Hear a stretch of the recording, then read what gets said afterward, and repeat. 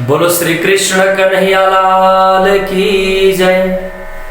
श्री निजानंद स्वामी की जय। श्री प्राणनाथ प्यारे की जय। लालदास जी महाराज की जय। गुरु जी महाराज की। अब कहूँ फेर के मूल मिलावे की बीतक, जैसी आज्ञा धनी की शोभाता बुजरक, शोभाता बुजरक। अभी तक मैं इस नश्वर संसार का वर्णन कर रहा था। महामती लालदास जी महाराज फरमा रहे हैं। अब मैं पहले वीडियो में हमने देखा, भविष्य पुराण की बातों को सुना, उसमें किस प्रकार से राजाओं का नाम लिया लालदास जी महाराज। अभी तक तो मैं संसार के विषय में, राजाओं के विषय में ही मैं बात कर रहा था, परंतु अब मैं मूल मिलावा यानी परमधाम का वर्णन करता हूँ। वो परमधाम में रमण करने वाले एवं कराने वाले परमात्मा श्री कृष्ण को शास्त्र, पुराण, वेदांत, गीता और उपनिषदों ने पूर्ण ब्रह्म कहा है। उन्हीं को अक्षरातीत श्रीराज कहा जाता है, जो सदा नित्य है, यानी परमात्मा है, जो अखंड है, शाश्वत है। आजकल की भाषा में हम कहें तो ओमनीपोटेंट है, यानी सर्वशक्तिमान है परमात्मा। वो ओमनी प्रेजेंट है, यानी सर्वत्र है, सर्वभूत है। ओमनीसिएंट है, यानी शब्दातीत है, सर्वज्ञ है, वो परमात्मा। अखंड परमधाम में श्री राज जी महाराज अपनी 12,000 ब्रह्म आत्माओं के साथ दिव्य ऐश्वर्य पूर्ण अलौकिक लीलाएं करते हैं तथा प्रेम आनंद में सदा मस्त रहते हैं। परंतु यह संसार में 14 लोक कुछ भी नहीं था। यानी हम इस प्रकार से समझें, ये संसार तो दूर की बात, ये 14 लोक विश्व ब्रह्मांड भी तैयार नहीं था, मतलब कुछ बना ही नहीं था। तो एक ही दिव्य परमधाम था। प्राणनाथ जी महाराज प्रकाश के अंतर्गत प्रकट वाणी में फरमाते हैं, ना ही निराकार, ना ही शून्य, ना निर्गुण, ना निरंजन, ना ईश्वर, ना मूल प्रकृति, तादिन की कहूं आपा बीती। प्राणनाथ जी ने कहा, मैं तब की बात कर रहा हूं जब यहां कुछ भी नहीं था। यहां मतलब ये 14 लोक ब्रह्मांड में। आज भी वैज्ञानिक इस बात को खोजी में लगे कि 14 लोक ब्रह्मांड की उत्पत्ति की बातें और 14 लोक ब्रह्मांड किस प्रकार से तैयार हुआ, इन सारी बातों को उजागर करने में प्रयासरत है। यह खाली जगहों पर कैसे जीवन संभव हो सकता है, आजकल साइंटिस्ट लोग रिसर्च कर रहे हैं, जिसको हम अभी साइंटिस्ट के अथवा वैज्ञानिकों की भाषा में गॉड पार्टिकल के रूप में वैज्ञानिक खोज कर रहे हैं। तो हम जान रहे हैं, अब वैज्ञानिक कहते हैं यहाँ की हर वस्तु में प्राण है, पर यह आया किससे और कहां से, यह प्रमाणित कर रहे हैं। वो कहते हैं कि हम हर खाली जगहों से न्यूक्लियर पावर जनरेट कर रहे हैं, यानी न्यूक्लियर पावर जनरेट करके विद्युत उत्पन्न कर रहे हैं। खाली जगह का मतलब क्या हो सकता है, जैसे हम अभी देख रहे हैं ये खाली जगह है, इससे भी विद्युत उत्पन्न कर रहे हैं वैज्ञानिक लोग, वही प्रैक्टिकल रूप में ले जा रहे हैं। परंतु हमारे शास्त्रों में यह सारी बातें पहले से ही निर्धारित हैं। सुंदर साथ जी भक्तवृंद, ये शास्त्रों ने तो इस बात को, सभी इन बातों को पहले से ही निर्धारित कर रखा है। परमधाम की हर वस्तु चैतन्य है, वाणी में आया। परमधाम की हर वस्तु देवीप्यमान है, व्याप्त है। मैं अभी कहूं कि वहां परमधाम में, उस दिव्य परमधाम में पत्थर बोलता है तो लोग मुझे शायद कह सकते हैं कि पागल गए। पेड़ प्रणाम करता है और जल बोलता है, फल प्रणाम करते हैं, ये असंभव लग सकता है। किंतु परमधाम में प्राणनाथ जी ने कहा, परिक्रमा के अंतर्गत जाकर के दरखत भी करता है सेजदा, यानी दरखत यानी पेड़। पेड़ भी राज्य महाराज वहीं से कहीं से निकल रहे हैं तो दरखत यानी पेड़ भी हे राज्य प्रणाम कर किस प्रकार से बोलते हैं। अब संसार में भी ये बात संभव हो रही है, क्योंकि साइंटिस्ट लोग कहते हैं हम खाली जगहों से उस प्रकार के पावर जनरेट करके विद्युत उत्पन्न कर रहे हैं। तो परम धाम में क्यों नहीं हो सकता? जब यही हो सकता है तो परम धाम में हो तो, क्योंकि पूर्ण ब्रह्म परमात्मा श्रीराज सभी के केंद्र हैं। उस परम धाम में राज्य महाराज सभी के केंद्र हैं। उपनिषद कहता है उस परम धाम के विषय में, उपनिषदों ने कहा पूर्णमदः पूर्णमिदं पूर्णात् पूर्णं मुदच्यते पूर्णस्य पूर्णमादाय पूर्णमेवावशिष्यते। उपनिषद कहता है पूर्ण ब्रह्म परमात्मा श्रीराज पहले अव्यक्त रूप में थे, उनको लीलाएं जब करनी होती है तो व्यक्त हो जाते हैं, जिसको हम सोलीला द्वैत कहते हैं। प्रणामी सिद्धांत ही सोलीला द्वैत सिद्धांत है। एक होते हुए भी पूर्ण ब्रह्म परमात्मा एक होते हुए भी उनको लीलाएं करने के लिए और अनंत रूप धारण करते हैं, उसको सोलीला द्वैत का मतलब है जब कुछ भी नहीं था, मतलब वो दिव्य परम धाम भी नहीं था, भक्तवृंद केवल श्रीराज ही थे। अब आश्चर्य लग सकता है, अरे परम धाम भी नहीं था तो राज्य किस प्रकार से थे? जब परम धाम भी नहीं था तो राज्य का अस्तित्व तो किस प्रकार का था? तो कहते हैं श्रीराज वो परमात्मा प्रकाश के पुंज के रूप में थे। भागवत जी के प्रथम श्लोक में आया, भागवत का पहला श्लोक है जन्माद्यस्य यतोऽन्वयादितरतश्चार्थे स्वविज्ञ सुराट। भागवत के पहले श्लोक की बात है, एक शब्द आया सुराट। सुराट का अर्थ यही है स्वयं अपने आप प्रकाशित, दूसरे किसी के द्वारा प्रकाशित नहीं हो परमात्मा। वो परमात्मा जो सुराट है, जो परम धाम में रहते हैं, उसी को श्रीराज कहा। वो स्वयं प्रकाशवान है, वो किसी के द्वारा प्रकाशित नहीं हो सकते, इसलिए इनको श्रीराज कहा। श्री का अर्थ होता है सौंदर्य, राज का अर्थ होता है प्रकाश। राजते स्वयं विराजते इति राज, यानी जो दूसरे के द्वारा प्रकाशित नहीं है, स्वयं अपने आप दीप्यमान है, स्वयं प्रकाशित है, वो श्रीराज है। किंतु कितने विद्वान जन तो नाम के पीछे पड़े हैं। आजकल हम देखते हैं सोशल मीडिया के माध्यम से हम देख रहे होते हैं, कहीं ना कहीं हमें देखने को मिलता है कितने विद्वान ऐसे हैं नाम के पीछे पड़े, अरे परम धाम में ये नहीं हो सकता, परम धाम में वो नहीं हो सकता। अरे आप और हम कौन हो सके कि राज्य को भी हम जज करें? आप और हम कौन है? आप और हम कौन हो सकते हैं कि परम धाम में ये नहीं है कहने का? यदि परम धाम में जो आप वस्तु नहीं है बोलते तो कैसे परम धाम है? जो वस्तु है ही नहीं उसको परम धाम कैसे पूर्ण हो गया फिर? इसीलिए नाम के पीछे नहीं, गुण के पीछे, नाम के पीछे पढ़ करके कार्य नहीं हो सकता, सिद्धि नहीं हो सकती, गुण के पीछे पढ़ना चाहिए। हम तो नाम के विवाद में पढ़े हैं, पर परमात्मा का तो कोई नाम ही नहीं। परमात्मा का नाम क्या है? हम तो नाम के पीछे पढ़े अभी। उनके गुणों के आधार पर भक्तों ने उनको अलग अलग नामों से पुकारा। कोई पिया कहता है, कोई धनी कहता है, कोई राज कहता है, कोई कृष्ण कहता है, अलग अलग नाम। कोई परमात्मा कहता है, कोई खावंद कहता है। अपने अपने हिसाब से परमात्मा को अपने खुद का बनाया। जैसे अब देखें हिंदू परंपरा में नारायण को ही परमात्मा माना गया, भगवान श्री नारायण। मुसलमान में खुदा को ही परमात्मा माना गया, और ईसाई में जीसस को ही परमात्मा माना गया। इस प्रकार से अपने अपने शास्त्र के अनुरूप सबने अपने परमात्मा बनाया। वास्तव में परमात्मा है कौन?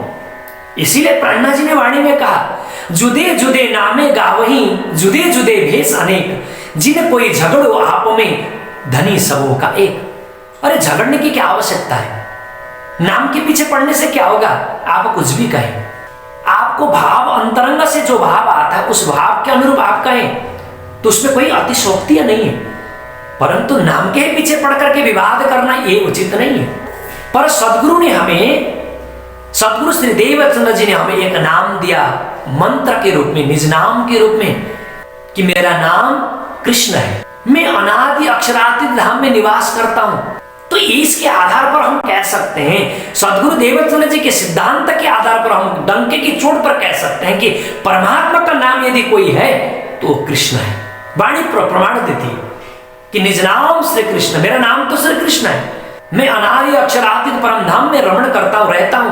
ये वास्तव में नाम हो सकता है। और जितने भी नाम है वो भी सभी नाम हैं, परंतु आपको जिसमें भाव है उस भाव से पुकारे। यदि कोई उस नाम से पुकारा तो आपको क्या आपत्ति? कोई शिवा को ही, भगवान शिवा को ही परमात्मा मान रहा है तो उसमें क्या आपत्ति? उसके हिसाब से भक्ति कर रहा है वो, वैसे शिव का अर्थ हम देखेंगे तो कल्याण होता है। हमारे परमात्मा भी श्री राज श्री कृष्ण भी तो कल्याण ही करते हैं। कितने लोग विष्णु को ही परमात्मा मानते हैं, हमें क्या आपत्ति है?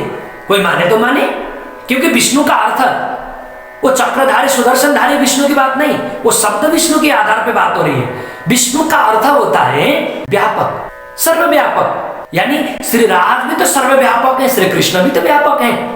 इसमें क्या आपत्ति है?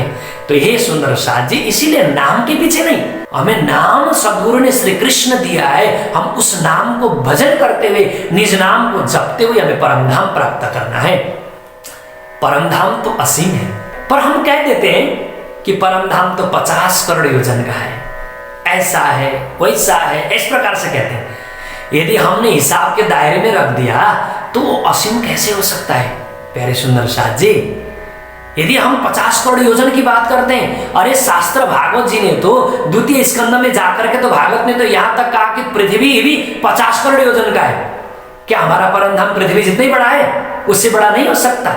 भागवत में आया अंडकोश बहिरण्यम 50 कोटि विस्तृत, कि ये जो संसार है अंडाकोश की तरह से बना हुआ है, 50 करोड़ योजन का है। ऐसा नहीं है सुंदर साथ जी, केवल परमधाम 50 करोड़ का ही योजन का ही हो, ऐसा कहेंगे तो शायद गलत हो सकता है। हाँ, श्री जी महाराज ने हमें एक हिसाब दिया।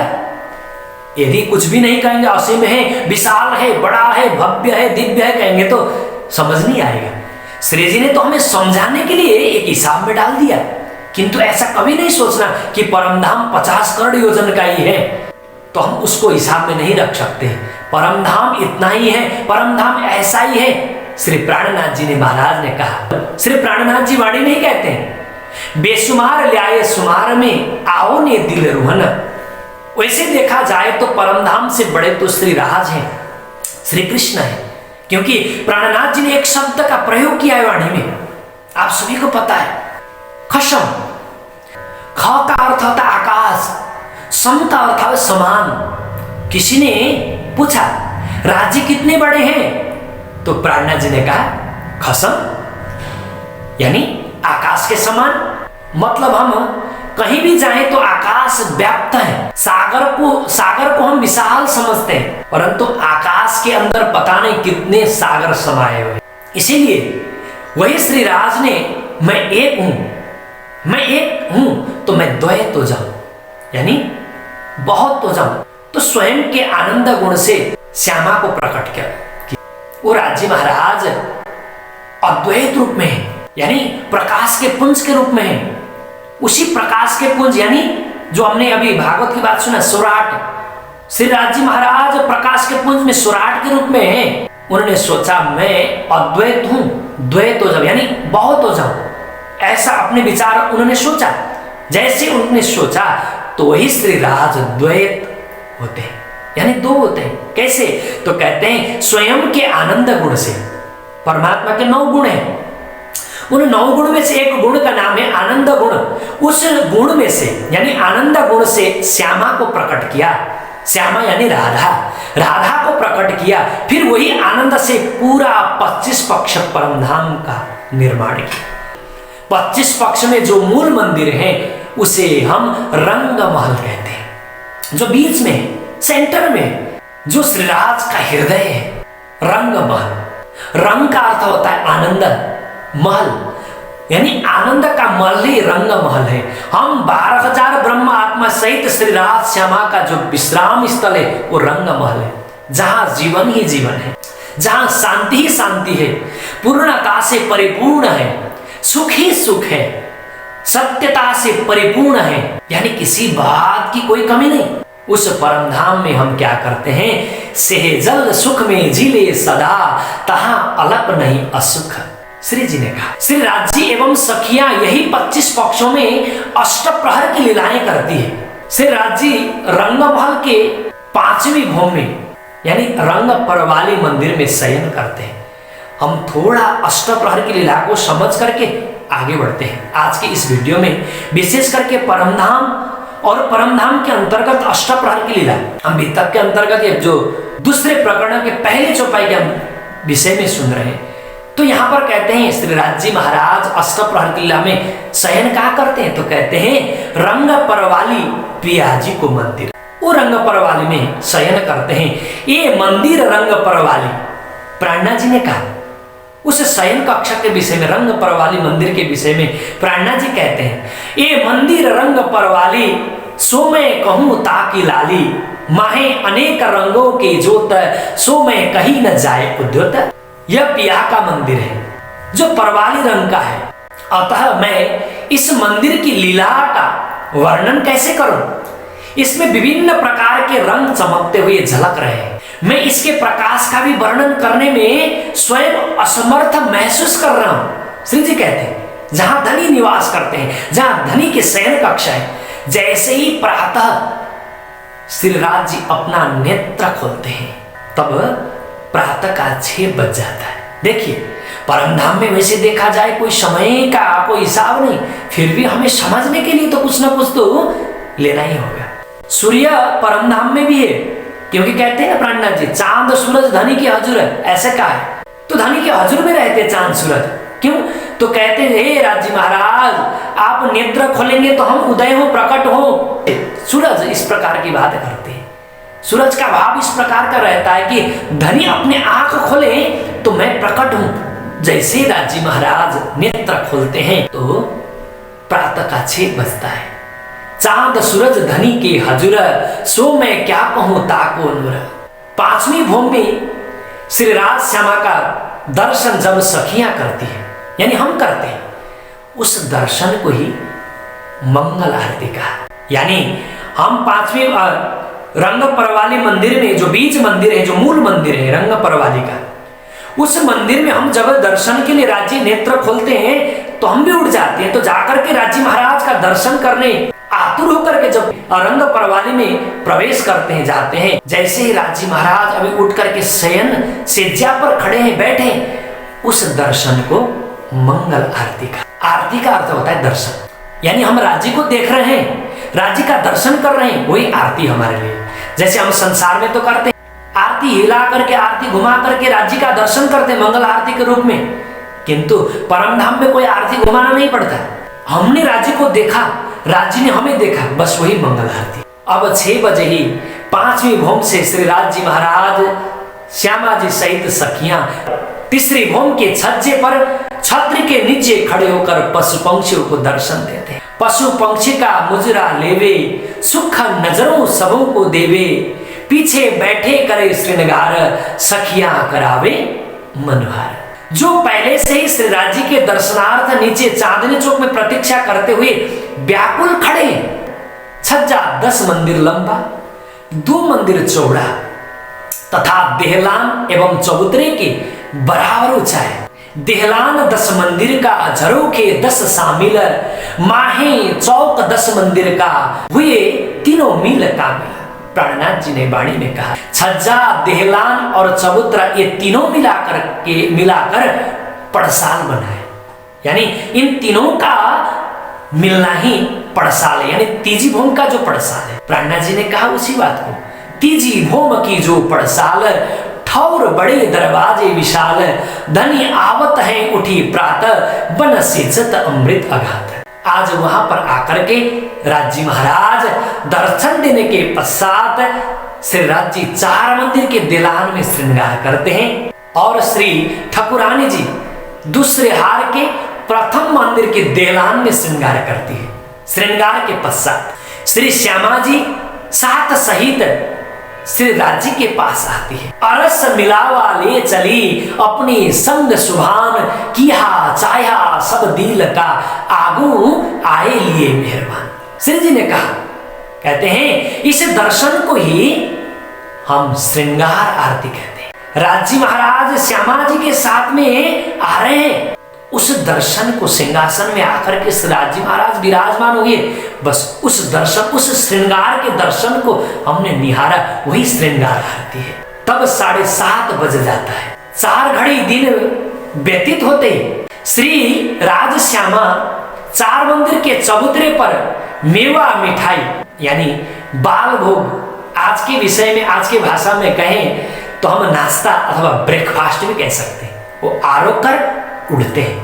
तत्पश्चात बाहर के छज्जे पर स्थित उत्तराभिमुख सिंहासन पर विराजते हैं। सखी गान करती है। जैसे ही नृत्य गान पूरा होने लगता है, इसी समय अक्षर ब्रह्म यानी कुटस्थ पुरुष जो राज्य के ही बाल लीलाएं करते हैं, और कुटस्थ पुरुष कहा शास्त्रों में, श्री राज्य के दर्शन करने अपने अर्धांगिनी अक्षर महालक्ष्मी अक्षराणी को लेकर के रंग महल के आगे चांदनी चौक पर आकर के खड़े होते और दर्शन करते हाथ जोड़ करके। इन समय भगवान जी दर्शन को आवे नित, झरोखे सामी नजर करे, प्रणाम करके पीछे फिरे।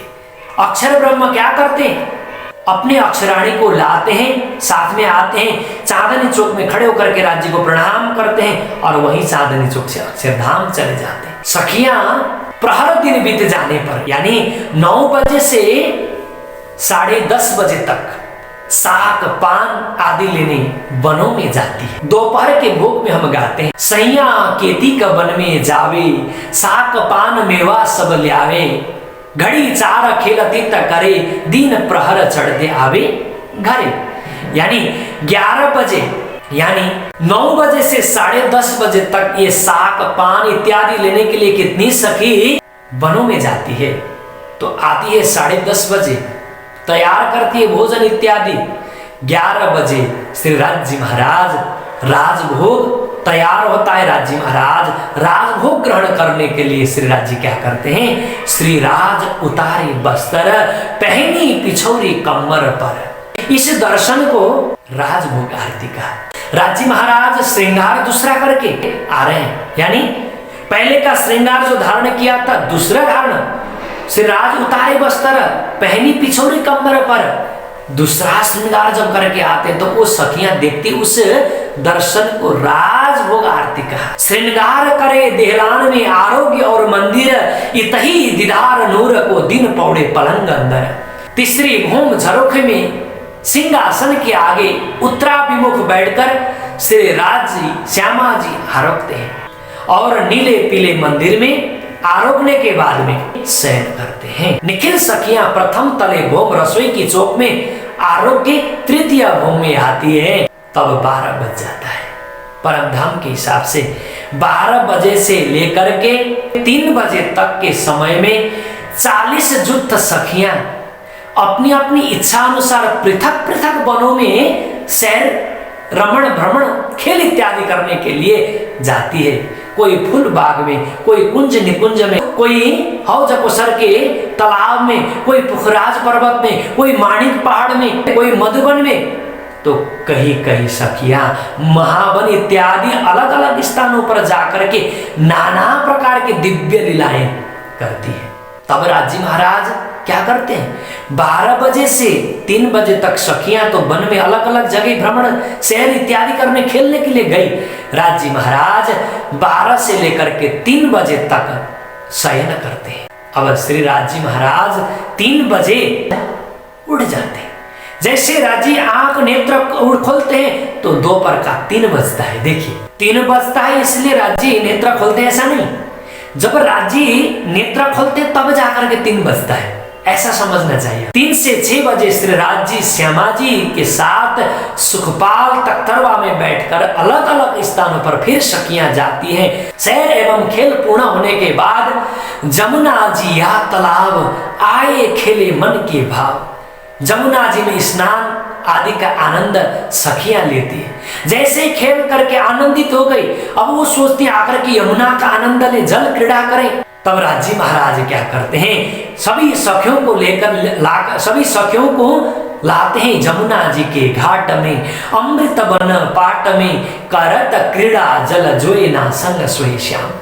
पाट घाट के सामने जमुना जी में स्नान से निवृत्त होकर प्रतिदिन जल क्रीड़ा तथा झिलने के पश्चात श्री राज श्यामा सहित सभी सखियां पूर्व के कोण नीलवी के थंब के अंदर फिरती सीढ़ियां चढ़कर पाट घाट की छत पर आती है। चांदनी में छत के किनारे देहरियां हैं, जहां गीले कपड़े बदलकर चांदनी में रामत रमते हैं। पुनः पश्चिम दिशा के कोनों के नीलवी के थंबों की सीढ़ी से उतरकर, ध्यान से सुना, पुनः पश्चिम दिशा के कोनों के नीलवी के थंबक की सीढ़ियों से उतरकर श्री जमुना जी के तट पर आते हैं और वहां कुंज वन, फूल बाग, आगे नूर बाग, उसके आगे लाल चबूतरा होते हुए तीसरी भूमि में आकर श्रृंगार करते हैं। इस श्रृंगार को ही संध्या आरती का। मंगल आरती हमने कहा सुना, कहां देखा? 5वीं भूमि में। और श्रृंगार आरती हमने कहां देखा? तीसरी भूमि में। राजभोग आरती कहां देखा, दर्शन किया? राजभोग का भी तीसरी भूमि। और अब आकर के संध्या आरती का दर्शन हम कहां कर रहे हैं? तो ये सारी बातें हम श्रवण कर रहे हैं। तो यहां आकर के संध्या आरती हो जाता है, यानी राजी महाराज का जो वस्त्र इत्यादि परिवर्तन करते हैं, श्रृंगार परिवर्तन होता है, उस परिवर्तन श्रृंगार को ही संध्या आरती का। यहां से विमान में चढ़ करके विमान को चांदनी चौक में उतारते हैं। प्रथम भूमि की रसोई की हवेली में जाकर के भोजन लीला पूर्ण कर चौथी भूमि में जाते हैं। 36 हार हवेली की प्रथम फिरावा की चौथी चौरस हवेली में नृत्य की निरत की वाखर अथवा नाट्य गृह है, जिसमें उत्तर, दक्षिण और पश्चिम दिशा में 20-20 मंदिर है। सामने की पूर्व दिशा में 20 मंदिर के देहलान है। श्री राज श्यामा श्वेत दीवार को पीठ देकर, पूर्वाभिमुख होकर, पूर्व की ओर देखकर, पूर्व की ओर होकर सिंहासन पर आसीन होते हैं और सखियां चारों ओर भर कर बैठती हैं, जहां नवरंग बाई श्री राज के गुणों को गाकर नृत्य इत्यादि करती है। नाम ही जाको नवरंग ताकि निरत कहूं क्यों कर, अनेक गुण रंग ल्यावही नए नए दिल धर।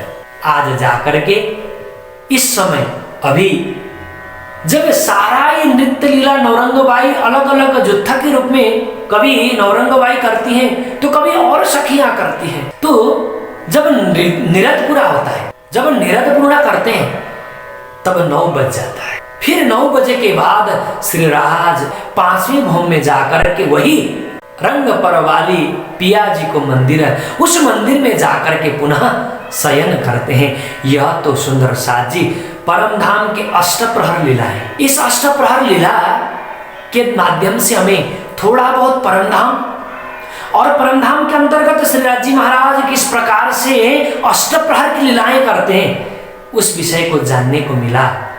तो ये अष्टप्रहर की लीला है सुंदर साथ जी। इस प्रकार से अष्टप्रहर की लीला राजी महाराज हम आप सभी 12,000 ब्रह्म प्रियाओं को कराते हैं, स्वयं करते हैं। लालदास जी महाराज यही कहना चाहते हैं पहले चौपाई में। अब कहूं फेर के मूल मिलावे की बीता कर, मैं उस मूल मिलावे की बात करना चाहता हूं जो बात बहुत गुजरक श्रेष्ठ बातें हैं, परंतु जैसे आज्ञाधनी की होगी मैं उसी रूप कहूंगा। तो हमने आज इस चौपाई के व्याख्या, परम धाम की व्याख्या, अष्टप्रहर की लीला का व्याख्या को श्रवण किया। आगे आने वाली वीडियो में भी बीता के और प्रसंगों को, अक्षर ब्रह्म की लीलाओं को विषय में लेकर के आएंगे। तो आप सभी से अनुरोध है इस चैनल को सब्सक्राइब करेंगे तो आने वाली वीडियो को भी आप देखते रहेंगे। इसीलिए आप सभी से निवेदन है सब्सक्राइब करें और आगे आने वाली वीडियो को भी आप देख पाते रहें, देखते रहें। वैसे देखा जाए तो परम धाम की व्याख्या तो बहुत है, परम धाम अनंत है, किंतु हमने छोटे रूप में परम धाम की व्याख्याओं को श्रवण किया। इतना ही परम धाम नहीं है, इससे बहुत बढ़कर के परम धाम है। इसीलिए आप सभी को भी इन बातों को इस वीडियो के माध्यम से थोड़ा बहुत परम धाम राज्य की लीलाओं को जानने का मौका मिला। इन्हीं आशा विश्वास के साथ में सभी को धन्यवाद देते हुए प्रणाम करता हुआ आज की इस प्रसंग को मैं विराम देता हूँ। प्रणाम।